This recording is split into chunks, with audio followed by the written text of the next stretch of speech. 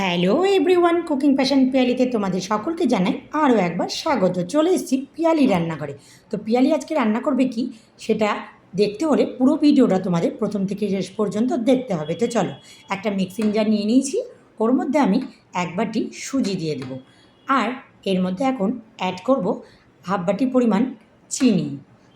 পরিমাণটা তোমাদের নিজেদের অনুযায়ী দেবে, বেশি করলে বেশি, কম করলে কম। আর এখানে দিয়েছি আমি 6টা এলাচ, সাদা এলাচ। এবার একসঙ্গে সুন্দর করে একটা মিক্সিং পাউডার তৈরি করে নেব। আর এটা যখন পেস্ট করা হবে তখন কিন্তু সুজিটা খুব সুন্দর একটা মানে আটার মতো একটা পেস্ট হয়ে যাবে। আর সেই জন্যই সুজিটাকে একটু পেস্ট করে নিতে বলা হয়েছে। এবার একটু ছেঁকে নেব বড় নেটের ছাঁকনিগুলো দিয়ে। দেখো আমার ছাঁকনা দেওয়া হয়েও গেছে। এবার এর মধ্যে আমি এখন অ্যাড করব একটা জিনিস, সেটা হচ্ছে আম চুলে নিয়েছি। এবার চাকু দিয়ে ছোটো ছোটো পিস করে নেব। আর আমের মরশুমে এই রেসিপিটা থাকবে না তাই কখনো হয়? তো সেই জন্যই ভাবলাম এটা কিন্তু খুব লোভনীয় এবং খেতে খুব সুস্বাদু, কম সময়ে একটা তৈরি করা উপকরণ। আর আমের সিজনে এইটা তো খেতেই হবে বন্ধুরা। তো চলো, এখন এই আমগুলো এইরকম আমি টুকরো টুকরো পিস করে কেটে নেব। তোমরা কিন্তু চাইলে বটি দিয়েও এটা কেটে নিতে পারো।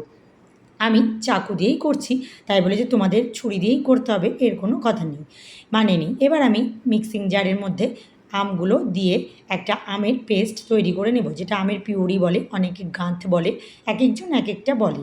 এবার আমি ওই মানে গুঁড়ো করে রাখা চিনি সুজির মধ্যে দিয়ে দেব। আর এখন দিয়ে দেব ওই মিক্সিং জারই একটু করে দুধ দিয়ে আমি পেস্টটা ভালো করে ধুয়ে নেব, মানে আমের পিউরিটা ভালো করে ধুয়ে ওই দুধটা আমি দিয়ে দেবো এই পেস্টটার মধ্যে। আর একটা কথা মাথায় রাখতে হবে, এই পেস্টটা কিন্তু একদম পাতলা করা যাবে না, ঘন, থিকনেসটা সবসময় ঘন রাখতে হবে। যেমন নর্মাল কেকে আমরা একটু থিকনেসটা মানে একটু নর্মাল, মানে কি বলবো, একটু পাতলা রাখি, এখানে কিন্তু পাতলা রাখলে হবে না, একদম ঘন ব্যাটার তৈরি করতে হবে। ঠিক আমি যেভাবে ব্যাটারটা করেছি ঠিক সেইভাবে তোমাদেরকে দেখানোর চেষ্টা করছি। তোমরা কতটুকু বুঝতে পারছো ঠিক জানি না, তবে দেখেই বুঝতে পারবে। এটা এখন রেস্টে রেখে দেবো 30 মিনিটের জন্য, ততক্ষণ এটা ফুলে যাবে সেই জন্য। অন্যদিকে আমি 30 মিনিট বাদে আবারও ফিরে এলাম। এবার আমি দেখাচ্ছি কতটা সুজিটা ফুলে গেছে। অন্যদিকে একটা পাত্রে আমি বাটার একটু গরম করে নিয়েছি। এবার এই বাটারটা আমি এই পেস্টের মধ্যে দিয়ে দেব।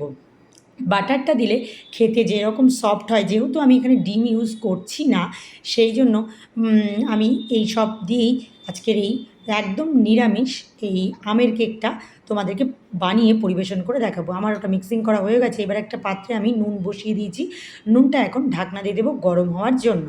আর অন্যদিকে আমি এরকম একটা পাত্র নিয়েছি, আর ওর উপরে দিয়ে দেবো মানে এইরকম কেটে নেওয়া একটা কাগজ।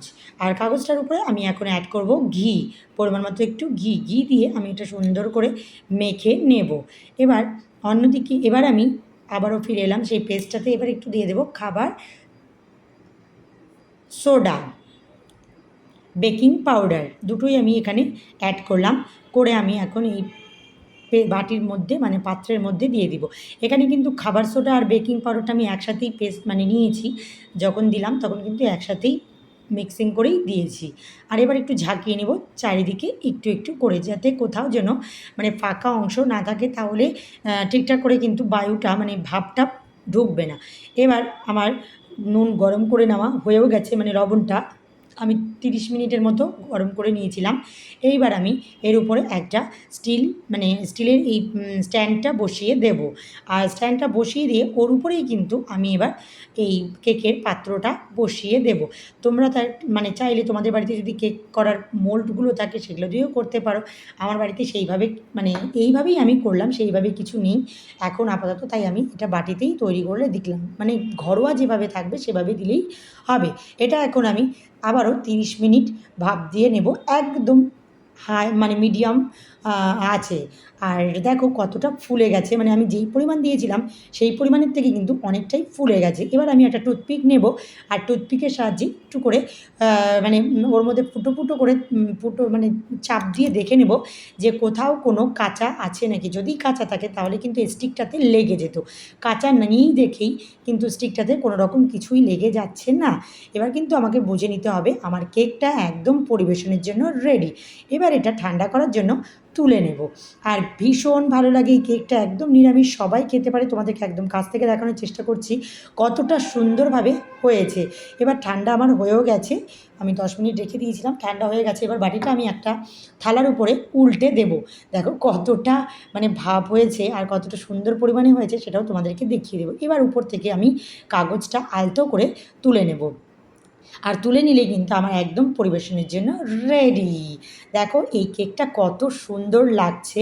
এবার আমি উল্টে নেব, উল্টে এখন ছোটো ছোটো পিস করে কেটে নেব। আজকের এই রেসিপিটা তোমাদের কেমন লাগলো তোমরা অবশ্যই লাইক কমেন্ট শেয়ার করে জানাবে।